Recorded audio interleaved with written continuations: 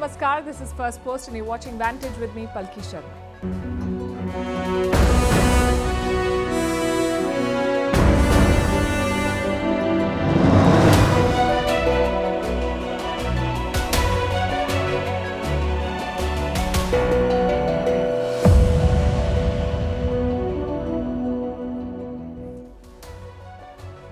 The big newsmaker of the day is French President Emmanuel Macron. He is in India as the chief guest of the Republic Day parade tomorrow. Today was day one of his visit. He spent it in Jaipur, sightseeing, meeting people, holding a roadshow, and then a bilateral meeting with Prime Minister Narendra Modi. We'll bring you the colour and the substance.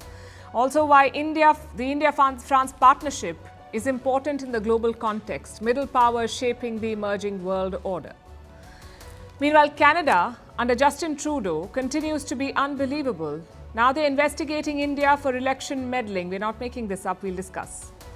The ugly separation and impending court battles in the Sony Z Saga and how it damages brand India. Why US troops are not leaving Iraq and why Baghdad wants them to go. What a lion and a tiger were doing at an election rally in Pakistan. Why an alcohol store opening in Saudi Arabia is a very big deal. How TikTok is taking on YouTube. Why labeling a student as cheater in a national newspaper is problematic. And why the US and the UK are fighting over a cup of tea. All this and more coming up. The headlines first. China denies supplying weapons to Hamas. It's the first time that Beijing has refuted the charge. Earlier reports said Israel had proof of Hamas using Chinese weapons. Beijing has not openly taken sides in the war, but it has criticized Israel for using excessive force in Gaza. Another South Korean lawmaker assaulted. A member of the ruling party was hit on her head with a rock in Seoul. The male assailant, who was arrested, claims to be 15 years old. The attack comes just weeks after an opposition leader was stabbed in Busan. Has Myanmar sentenced 3 generals to death for surrendering a key town to the rebels? The army denies the reports. The strategic town is near China's border. Losing it was the biggest defeat for the juntas in recent months. In India, another jolt to the opposition ahead of the election. Congress leader Rahul Gandhi will hold a rally in Bihar next week, but State Chief Minister and India bloc ally Nitish Kumar is unlikely to join it. It comes a day after Bengal Chief Minister Mamata Banerjee snubbed the coalition. Turkey's central bank raises interest rates again, hiking it to 45% to fight record inflation. With local elections due in March, this is likely to be the last hike for some time. Earlier this month, its currency, the lira, hit a record low against the US dollar. A Japanese man is sentenced to death for an arson attack in 2019. The attack killed 36 people in an anime studio in Kyoto. It was Japan's deadliest crime in decades. Japan is among the few developed countries which allows capital punishment. British museums to return looted gold and silver to Ghana, but it's only a loan. There's pressure on former colonizers, Britain, France and Belgium, to return stolen artifacts. Many countries, including India, want the UK to return their treasures, like the Kohinoor. D'abord, la différence, c'est ce qui nous enrichit.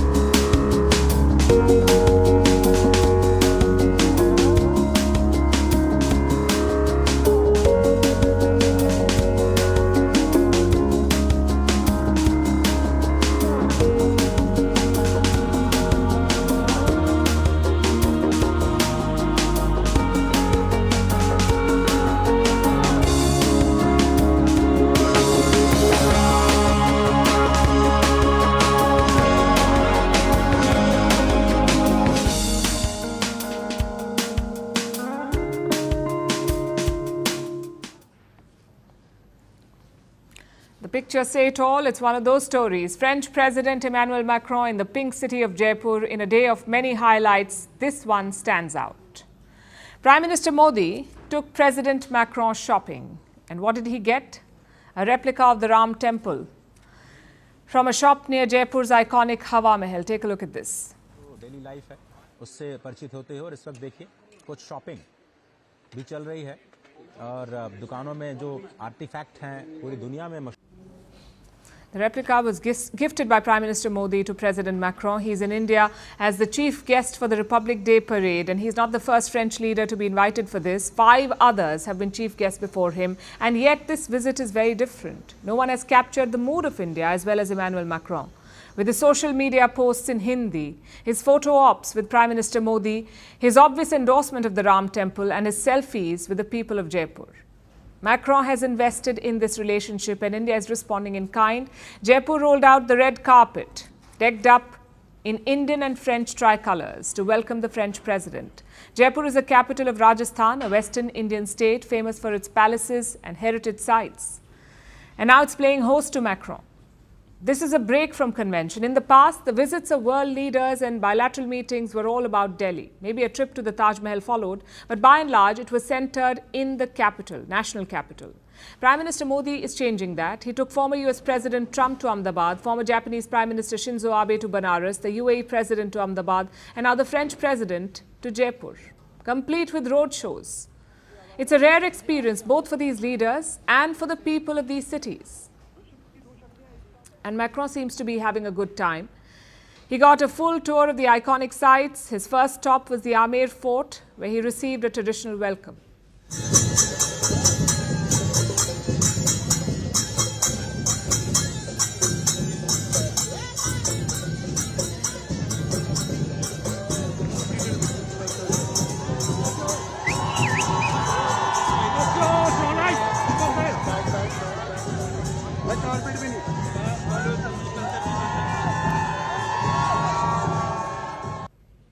India's External Affairs Minister S. Jaishankar was with him, as was the Deputy Chief Minister of Rajasthan, Princess Diya Kumari. Wherever they went, Macron was greeted by large crowds. The French president did not shy away from shaking hands or posing for selfies and speaking with the people who'd come to greet him. At the Amer Fort, he interacted with Indian students who spoke with him in French. Bonjour, Monsieur le Président. Je m'appelle Anushka et j'ai visité France dernière année en septembre pour un programme de... Comme je le disais, je pense qu'il y a des choses très profondes qui nous unissent. Une créativité, un rapport à la fois, je dirais, à la transcendance. Et puis... President Macron was at his charismatic best. His next stop was Jantar Mantar, an astronomical observatory and a UNESCO World Heritage Site. India's Prime Minister joined him there. The two leaders greeted each other with a bear hug, and from there they embarked on a road show or a Shobha Yatra. This procession was not just about photo ops. It also showcased the India-France relationship. They made a stop at the Hawa Mahal, a palace located in the middle of the old city. Hawa Mahal literally translates to the Palace of Winds. It was built in the year 1799. The palace has more than 900 windows. It is world famous for its architecture. Modi and Macron stopped there to have tea. Now, this stretch is home to Jaipur's oldest and most famous markets, so the leaders did some shopping. And that's when Macron took the Ram Temple replica. During this tour, they also discussed UPI. UPI stands for Unified Payments Interface, India's popular digital payment system. Last year, when Prime Minister Modi visited France, they signed a deal to integrate India's UPI with France's Lira network. The pact paved the way for India's UPI to be accepted in France. The system will be operationalized soon, and today President Macron got a chance to see UPI in action before it goes live in France. Basically, this was a carefully planned tour to make the most of the time they had and build synergies. This visit caps 25 years of the India-France partnership, and it's a very special partnership. France is a key supplier of weapons. French companies are among the largest investors in India. Both countries are also working on a nuclear partnership. While Macron is in India, he'll try to make progress on all three fronts. India has bought Rafale jets and Scorpion submarines from France. President Macron wants more deals and bigger contracts. A nuclear deal could be in the pipeline. Paris is offering 6 small reactors to New Delhi. They're also hoping for a breakthrough on a free trade pact between India and the European Union. President Macron will lean on his personal equation with Prime Minister Modi to make progress on all counts.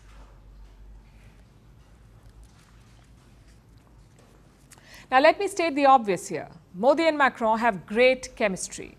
We've seen it many times.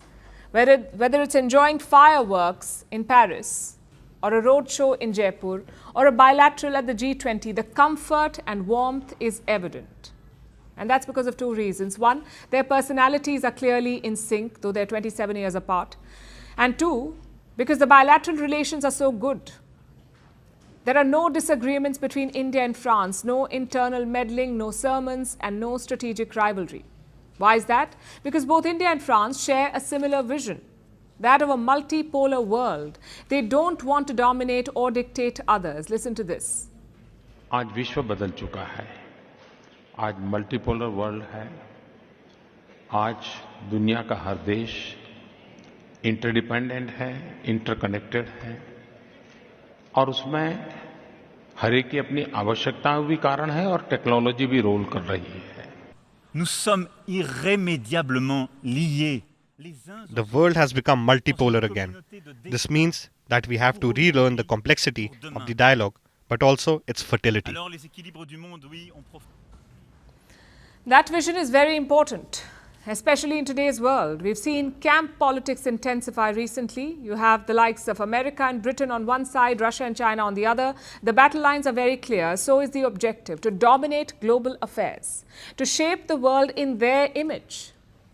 And we've seen this before. The Cold War in the last century was about the same thing. The US on one side, the Soviet Union on the other. You were either with them or against them. But some countries refused to play that game, like India. They remained non-aligned throughout the Cold War. France was not part of that gang. They were very much in America's camp. Yet Paris was not a blind follower. I'll give you some examples. In the 1960s, they sold weapons to India, including aircraft like the Mirage. In 1982, they shipped nuclear fuel to India. The US was supposed to be the original supplier, but when they pulled out, France stepped in. And this continued even after the Cold War. In 1998, India carried out a nuclear test. Most Western nations sanctioned India, but France did not. What does that tell you? France is more reliable than other Western countries. They have an independent streak. Consider the US war in Iraq. Britain jumped at the chance of helping America. Again, France did not. They opposed the US invasion. Which brings us to present day. Both India and France are middle powers. That's the term used for countries that are not seen as superpowers, but they still have a lot of influence over regional and global affairs. Those are middle powers. Let's look at some numbers. France has 290 nuclear warheads. It is the fourth largest nuclear power in the world. India has 164 warheads. It is ranked 7th. Let's also look at the economy. France's GDP is around $2.7 trillion. It's the 7th largest economy. India's GDP is 3.3 trillion. It's the 5th largest economy in the world. Now, the point of this analysis is quite simple. Together, India and France have a lot of clout. France can bring in the European Union. India can influence the global south. It's a win-win partnership. Also, a necessary partnership. There are two wars ravaging the world right now. Russia versus Ukraine and Israel versus Hamas. Both have deepened political divisions. In Ukraine, the West is backing the Kiev regime. They will not let Ukraine surrender or lose. Same in Israel. The US won't pressure Israel for a ceasefire. On the other side, you have China and Russia. Beijing is silently backing Putin's war. Reports say Russia is using Chinese gear in Ukraine. So who is talking about peace? Who is aiming for the middle ground?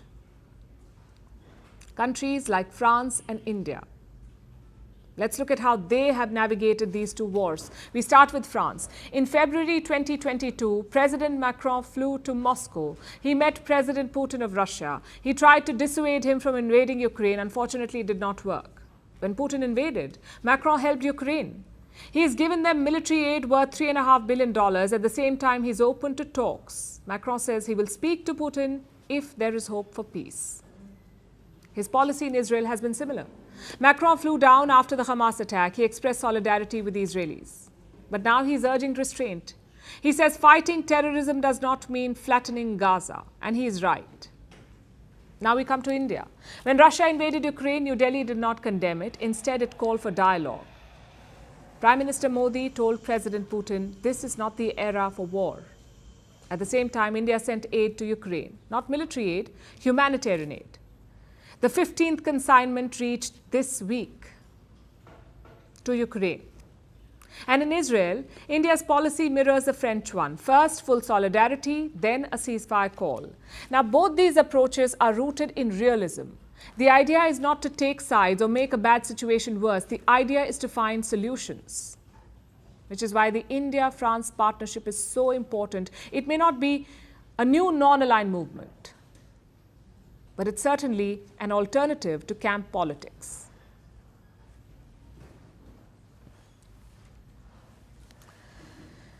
So to any leader watching, if you want to be India's friend, learn from France. If you don't, learn from Canada.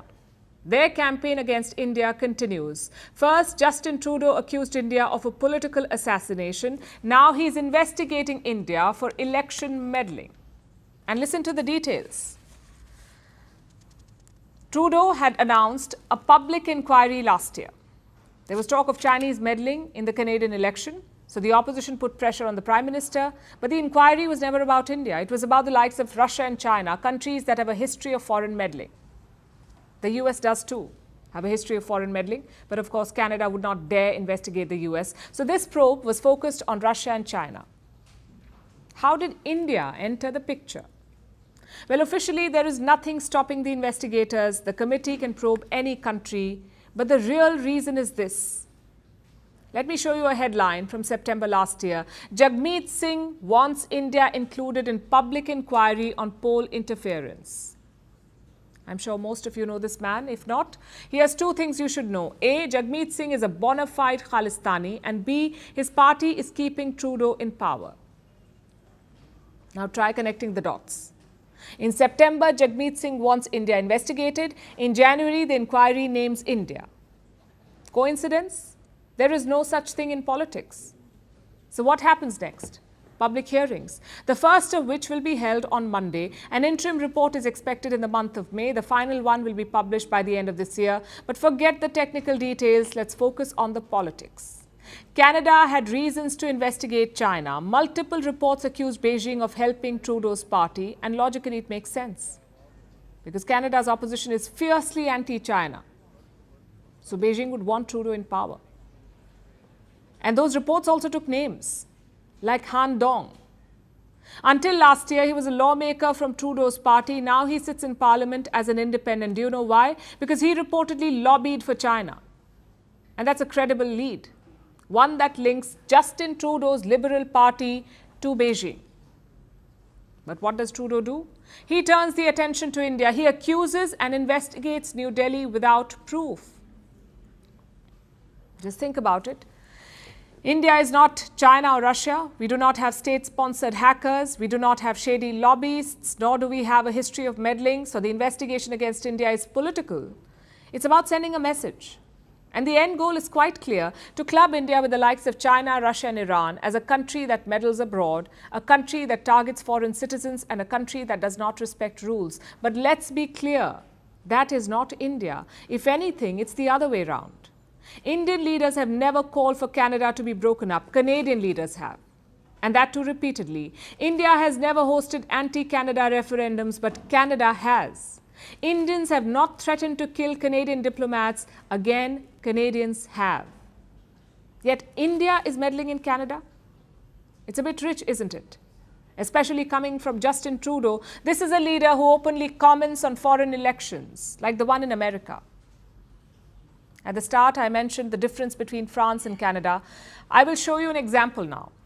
Both Macron and Trudeau were recently asked the same question. What if Donald Trump wins the US election? This was the question. Listen to their responses. I've always had the same philosophy. I take the leaders that people give me. I did it with President Trump during his whole term, his first term, and we achieved results. We could do important things together. Mr. Trump represents a certain amount of unpredictability, but we will make sure we're pulling together and preparing for whatever eventualities. That's the difference. Macron says, we will do important things with Trump. Trudeau calls Trump unpredictable. He says he will prepare for eventualities, whatever that means. So to recap, Trudeau openly calls a US presidential candidate unpredictable, a candidate he was once caught bad-mouthing on a hot mic. He also brushes aside allegations of Chinese support, yet somehow India is being investigated. Clearly, in Trudeau land, logic does not exist.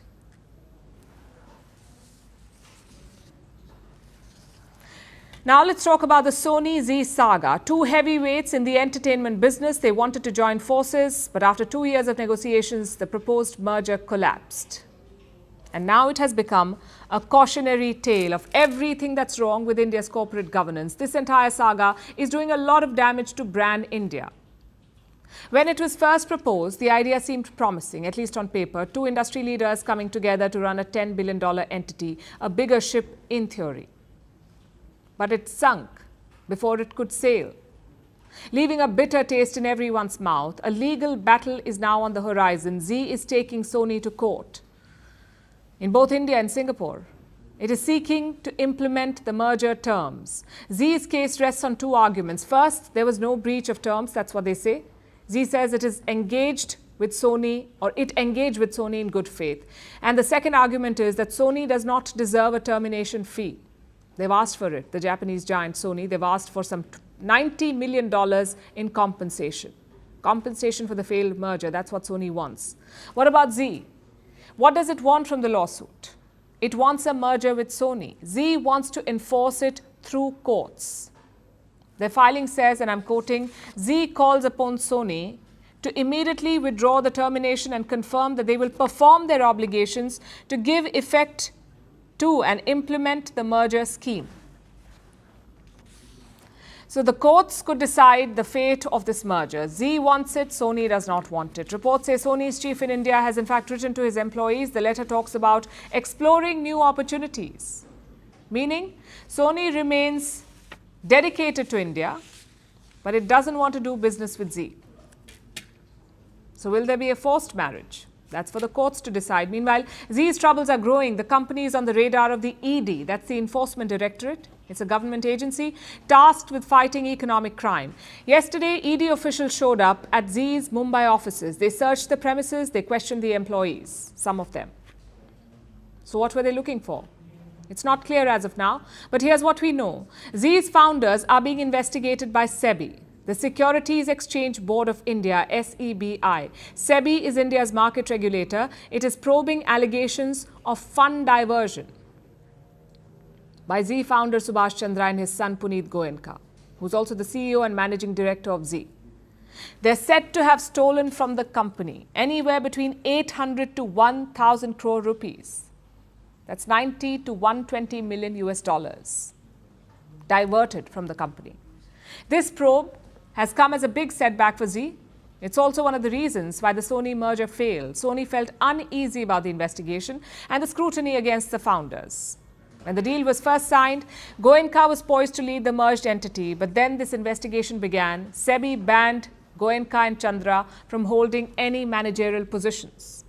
That ban was later lifted, but Sony remained uncomfortable. Also, the regulator did not take the heat off the founders. So this month, Subhash Chandra appealed to the government. He sought their intervention. Reports say he wrote to Nirmala Sitharaman, the Finance Minister of India, and in this letter, he's accused SEBI of scuttling the merger.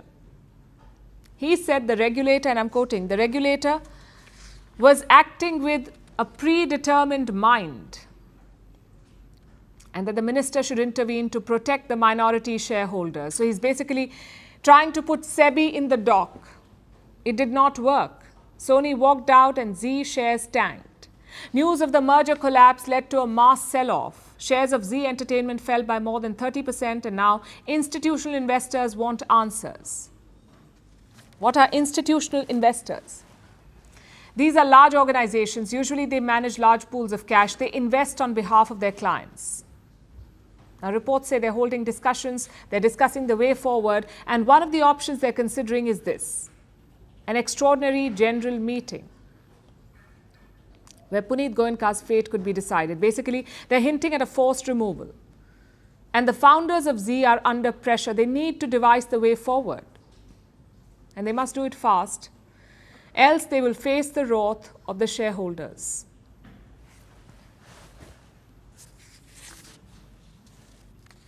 Our next story is from Iraq. The West Asian nation seems to be fed up with the US, specifically American troops. Iraq wants them out. The US has about 2,500 troops in Iraq. They're part of an international coalition against the terror group ISIS. American troops have been fighting ISIS in Iraq since 2014, and they seem to have won. ISIS has been pushed back. But despite the success, the Americans do not seem to want to leave, and this has become a problem for Iraq, especially because of the war in Gaza. Anti-American sentiment is on the rise. Iraq's leaders do not want to be associated with the US any longer. Here's our report.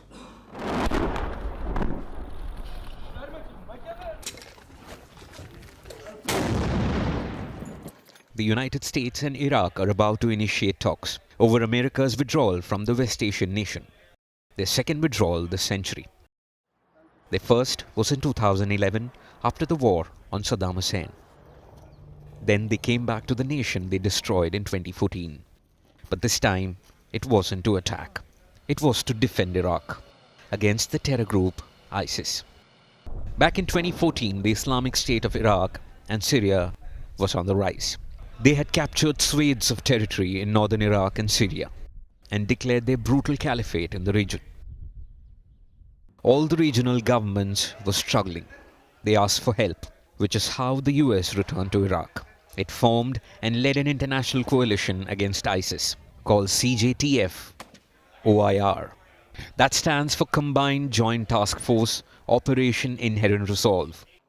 The coalition had 15 combatant members, and it was led by the United States Central Command. The coalition mostly launched airstrikes against ISIS, but they were involved in ground operations as well. That's why the US had sent troops. By 2017, ISIS was crumbling. They barely controlled any territory.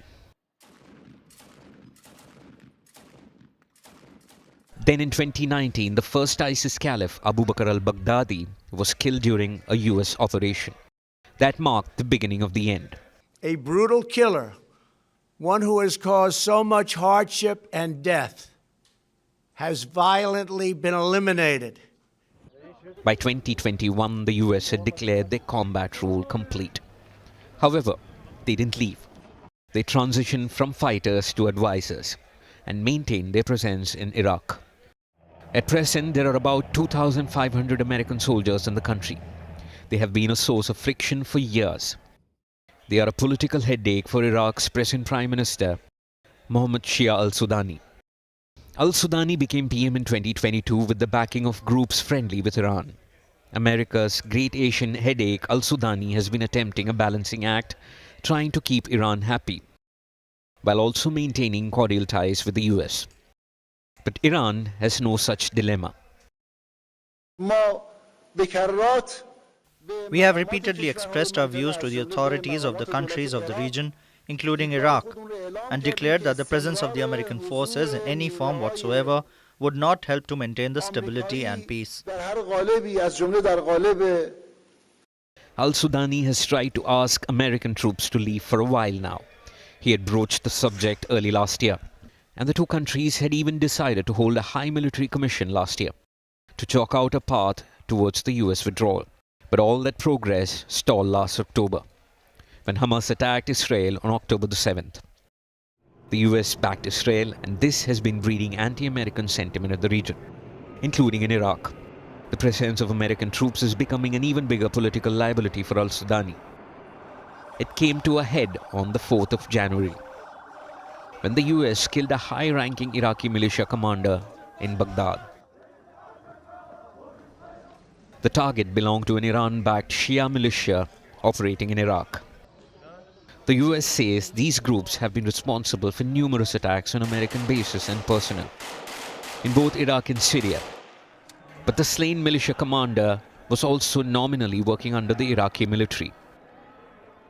So technically the US killed an Iraqi ally, which is what has revived PM al-Sudani's efforts to oust the US troops.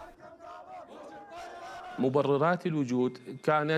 reasons for the presence of coalition forces were to confront ISIS. The end of the mission of the international coalition is a necessity for the security and stability of Iraq. It is also necessary to maintain constructive bilateral relations between Iraq and the countries of the international coalition. The Iraqi PM insists that they will maintain a constructive bilateral relationship with the US. But will Washington listen and leave? The US may fear that al-Sudani's Iraq could fall to terror once again. Then there's the Iran angle. how a US withdrawal could be a win for Tehran. But Iraq is sick of the American troops. They have been around in some form or another for over 2 decades. And Iraqis are tired of their interference, good or bad. They want the Americans to head home and leave them to their own fate.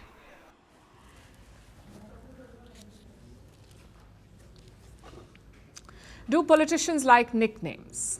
If they're good ones, why not? Just look at Nawaz Sharif, the former Prime Minister of Pakistan. His supporters often call him Sher-e-Punjab, meaning the Lion of Punjab. This week, Nawaz Sharif held a rally in Lahore. Thousands of his supporters came to see the Lion of Punjab. They also ended up seeing an actual lion. Take a look.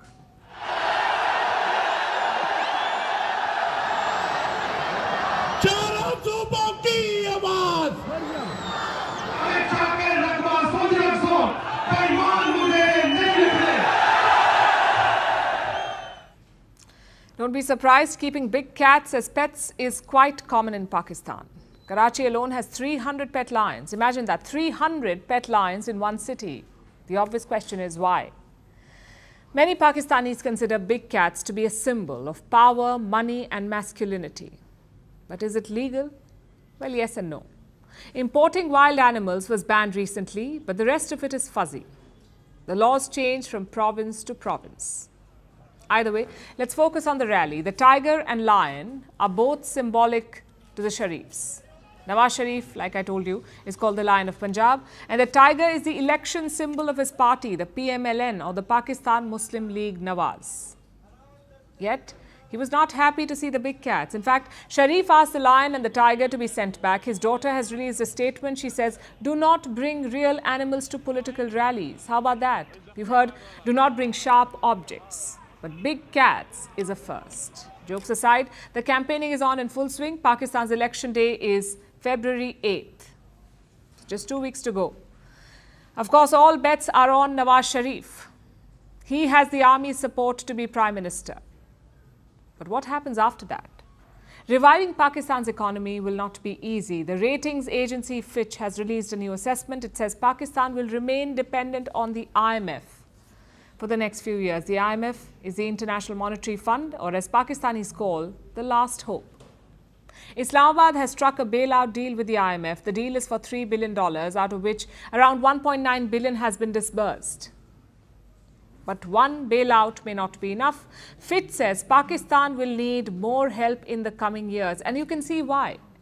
Pakistan's economy shrank by 0.2% in 2023. The year before, it had expanded almost 6%. So the trajectory is bad. Unemployment is also rising. It was 6.2% in 2021. It increased to 8.5% last year. Inflation is also on the same path. It was almost 30% last year. Basic commodities are becoming unaffordable, like eggs and onion. So where is the silver lining? There may not be one. Normally, elections bring certainty and direction to countries, but that's not the case in Pakistan. These elections are a plunge into the unknown. So many things can go wrong. Will Imran Khan supporters accept the results? Will foreign nations call out the rigging? Will terror groups attack on voting day? These are all major concerns. So whoever is elected or selected will have a tough time. They will face three main challenges. One is the economy. We've already discussed that. The second is domestic security. The Pakistani Taliban is on a rampage. There is talk of Islamic State making inroads. So security is vital. Terror attacks killed more than 1,500 Pakistanis last year. The toll was a 6-year high. Something needs to be done. And challenge number 3 is fixing relations with neighbors. Sharif has talked about a reset with India.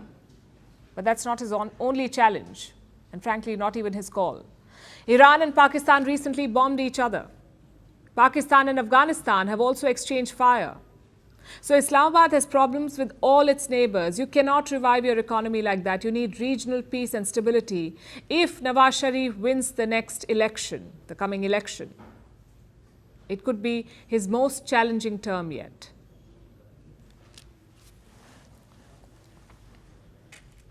Now let's look at what's going on in Saudi Arabia. The kingdom is making headlines for a new policy, a new alcohol policy. In a few weeks from now, Saudi Arabia will be opening its first alcohol shop. Riyadh will see legal liquor sales after 7 decades. Prohibition was imposed in the year 1952 after a Saudi prince shot a British diplomat dead in a drunken rage. And since then, alcohol has been a taboo in the kingdom. But Saudi Arabia is different now. It's de facto under the rule of Crown Prince Mohammed bin Salman, and MBS has been trying to bring the kingdom into the future under his Vision 2030 plan. It seems the vision involves a more liberal alcohol regime. But that doesn't mean the booze will start flowing in Saudi Arabia just yet. There are some rules and restrictions with the new alcohol regime. Here's our report. When you think of Saudi Arabia, you think of a conservative, oil-rich kingdom. But it seems it's ready for a new tequila sunrise. If you haven't figured it out yet, Saudi Arabia is finally going to allow the sale of alcohol. Yes, the kingdom will be opening a new booze shop in a few weeks. Its first in over 7 decades. Now, this doesn't mean you can just jet to Jeddah for a gin and tonic. The alcohol shop isn't for everyone. It's just for diplomats. That too, only non-Muslim diplomats. The shop will be located in Riyadh, the capital's diplomatic quarter. And the rules to get in are strict. First, as we mentioned, it's only for diplomats. They will have to go and buy the alcohol in person. They can't send any of their staff. They have to make an appointment on what's known as the Diplo app. When they arrive for their appointment, they will have to show proof that they are above 21 years of age. They also have to make sure they wear proper attire. So, no running to the booze shop in workout clothes for a last-minute party. Purchasing booze will be a serious, formal affair. And secretive too. No cell phones allowed, apparently. There will be booze quotas as well. Every diplomat will be entitled to 240 points of alcohol every month. What can you get for 240 points? A litre of spirits is worth 6 points, a litre of wine is 3, and it's 1 pint for a litre of beer. So each diplomat can buy 40 litres of whiskey or gin or whatever they like, they can get 80 litres of wine, and a whopping 240 litres of beer. It seems like more than enough for a single diplomat, at least if we ignore their families and staff.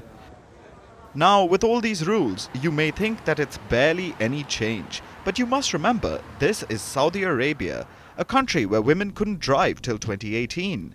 That's also the year when movie halls returned after a gap of almost 4 decades. The last few years have seen momentous changes in the kingdom. They are all part of one man's vision, Crown Prince Mohammed bin Salman. The de facto Saudi ruler is trying to diversify the kingdom's economy, move it past their reliance on oil. He has been trying to attract multinational companies, global sports franchises. He's even trying to boost tourism. But for that last plan to succeed, MBS needs the world's perception of Saudi Arabia to change. Liberalizing alcohol sales may be one way to attract visitors. The booze is limited to diplomats for now, but in a few years, maybe by the time the 2034 Football World Cup comes about, the people of Saudi Arabia will be more comfortable with seeing alcohol, because they haven't for decades. It was banned in 1952, a few months after a drunken scandal. It involved Prince Mishari bin Abdulaziz. He drank too much at a party and shot dead Cyril Usman, the British vice consul in Jeddah. This led to his father, King Abdulaziz, banning alcohol. By starting small, with booze limited to just the diplomats, Saudi Arabia could be laying the groundwork and setting the stage for its rise as a future tourism hotspot.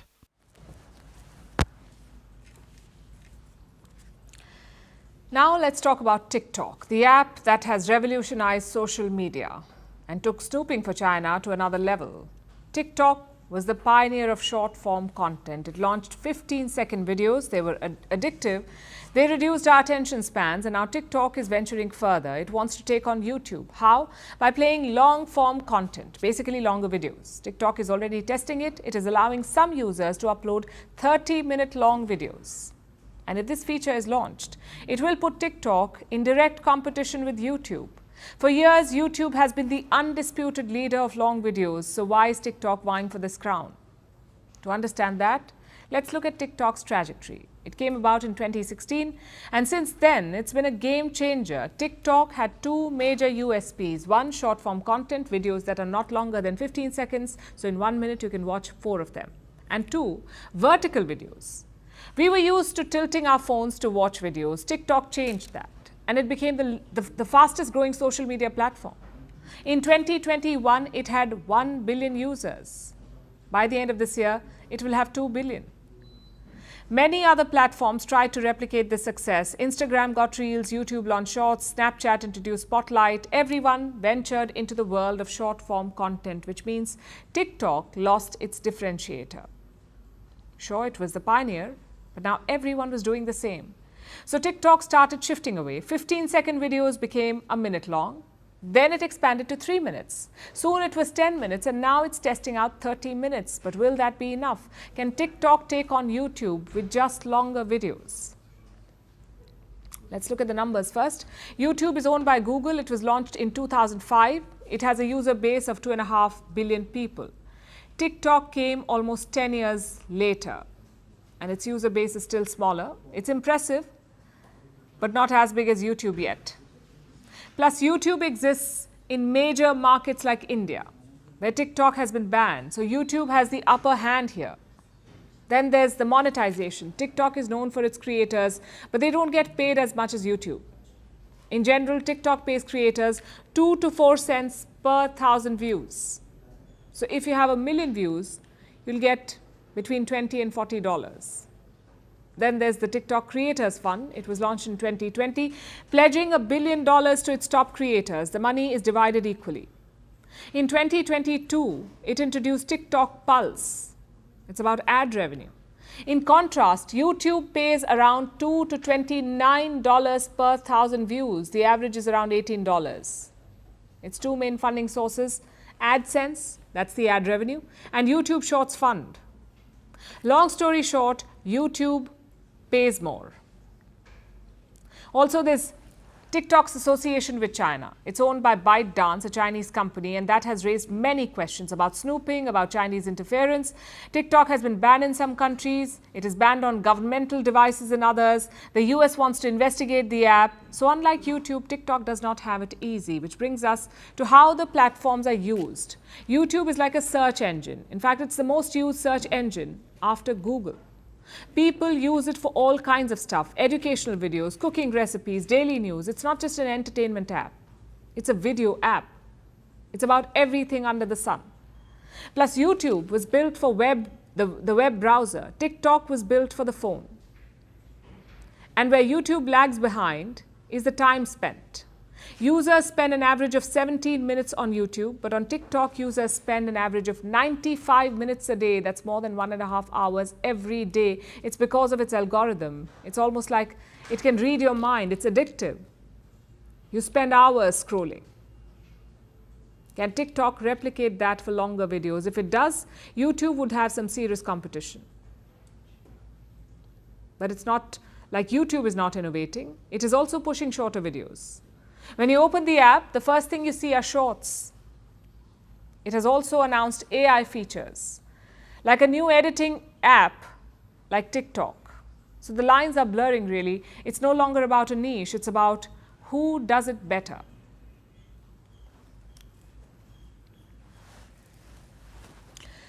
For our next story, let me narrate a scenario for you. You're caught cheating in a test. You're worried your parents will find out, so you run away from home. 3 days later, you're found. You finally return to safety. And what's the first thing you see? A newspaper headline that says, "You ran away because you cheated." Can you imagine the trauma? It happened to a 12-year-old boy. He ran away from his coaching center in the city of Bengaluru. 72 hours later, he was found in Hyderabad. His parents are ecstatic, but the matter has not ended there. Speculation continues on why he ran away. Headlines keep reflecting it. It is unnecessary and dangerous. Our next report tells you why. It was a Sunday morning. 12-year-old Parinav had gone to his coaching class. It was located in the Indian city of Bengaluru. At around 11 a.m., he left the center. No one saw him after that. Soon, a frantic search began. His parents took to social media. They asked for help. Parinav was found 3 days later in Hyderabad, a city located 570 kilometers from Bengaluru. So how did Parinav get there? He boarded a bus from Bengaluru that took him to Mysuru. From Mysuru, he took a train to Chennai and then he travelled to Hyderabad. How did he pay for the tickets? Parinav had around 100 rupees on him. He also had some Parker pens. He sold them for his expenses. When he reached Hyderabad, he took the metro. That's where he was spotted. A passenger identified him and he was stopped. So Parinav has been found. His parents are happy. All is well. Hi everyone. My son is found in Hyderabad Metro Nampalli station. He is safe. Now we are going to pick him from Hyderabad. Thank you so much for your support. Yet the speculations refuse to die. Why did Parinav flee? That's the big question. And reports suggest it's because he cheated. There was an exam at his coaching center. He was caught cheating in that. He was worried about his parents finding out. So he fled. And the headlines are on steroids. Boy fled after cheating in exams. Can you imagine the effect that can have? A 12-year-old boy buckles under academic pressure, cheats in an exam, and runs away from home, all because he doesn't want his parents to know. Parinav is now back home, but there's been a disturbing rise in the number of missing children. In 2023, the number of missing children in Bengaluru was 421. In 2021, it was 314. So that's a 34% jump. Why is that? Experts blame a lot of factors, but mostly it's academic pressure. The pressure to get good marks, and if you don't, there are consequences that you have to deal with. There's bullying, there's parental pressure, the fear of getting scolded repeatedly. All of that has an impact on a child. They often lose confidence in themselves. They feel dejected. That can lead to anxiety and depression. So how can this be solved? Doctors say the need of the hour is open communication. Schools often cause stress. It leaves children anxious. They withdraw from their daily lives. Then there's social media. Increased use triggers the need for validation, and children can go to any lengths to get it. A home is a child's safe haven. It should never be a place of insecurity. Issues like this need a sensitive approach. Communicate with your child. A few bad marks is not the end of the world. There are far worse things that could happen, like your child going missing.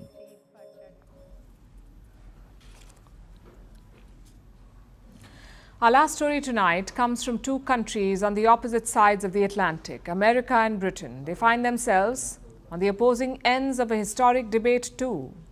A storm in a teacup, quite literally. Because this debate is over tea. And it is causing quite the stir, especially in the UK, all thanks to a scientist some 5,000 kilometers away in America, chemistry professor Michelle Frankel. She recently released a book on tea in which she said the humble cup of tea could be improved, and she suggested that a pinch of salt would help. In case you missed it, I will repeat. She says you should put actual salt in your tea. Why? Because salt contains sodium and it would make the tea less bitter. That's the theory. And that's not all. She also advises that you vigorously squeeze the tea bag while steeping tea.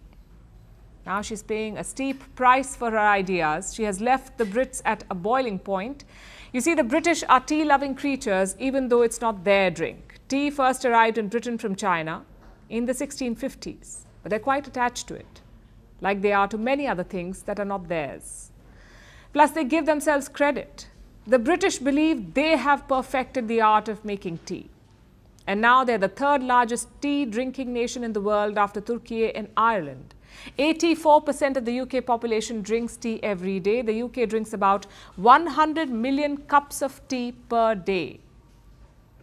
The beverage is practically a cultural institution in the UK. So when America, the country that famously threw British tea overboard in 1773, tells them how to make tea and asks them to add salt, they don't take it well. The Brits are appalled. And their headlines say it all. The brewing controversy has prompted a diplomatic intervention from the US. They've issued what they call an important statement. The US has issued the statement saying, and I will quote, "The unthinkable notion of adding salt to Britain's national drink is not official United States policy and never will be. Tea is the elixir of camaraderie. We cannot stand idly by as such an outrageous proposal threatens the very foundation of our special relationship." This made everyone happy. The aggressive headlines say it all. But America could not resist stirring up some trouble as usual. They added that Americans would continue making tea in the microwave, and the British government disagreed wholeheartedly. After all, this is not the first time the Americans have trolled Britain. One time, the British even called on their military to clarify their point. So far, no war has been declared over tea, but this bizarre incident makes one thing quite clear. People take their food very seriously. Just take celebrity chef Gordon Ramsay. He loves making idiot sandwiches. Take the Italians, for instance. Just Google Italians mad at food. That's what you type, Italians mad at food, and you'll see what I'm talking about. An influencer actually took up this challenge. He sat at an Italian restaurant cutting spaghetti. The staff was so bothered, they told him off. In another case, he drank wine with ice. They took his glass away. But not just Italy, food is a big deal in many other countries, especially the traditional cuisine, like in Japan, China, France, India, Spain, and many others, because food is not just about sustenance. It's a part of our culture. And if someone questions it, people won't go down without a fight or kick up a tempest in a teapot. And now it's time for Vantage Shots, images that tell the story. In South Korea, a new viral trend of deep frying toothpicks raises concerns. In China, a giant dragon was painted on snow to mark the Spring Festival, and 200 drones lit up Madrid's sky, forming shapes of iconic tourist spots like the Taj Mahal. Finally, we're taking you back in history. On this day in 1924, the first Winter Olympics kicked off in France. 16 countries gathered to compete in the French Alps. It initially received some pushback from the Scandinavian nations, but the competition was a huge success. We are leaving you on that note. Thanks for watching. We'll see you tomorrow.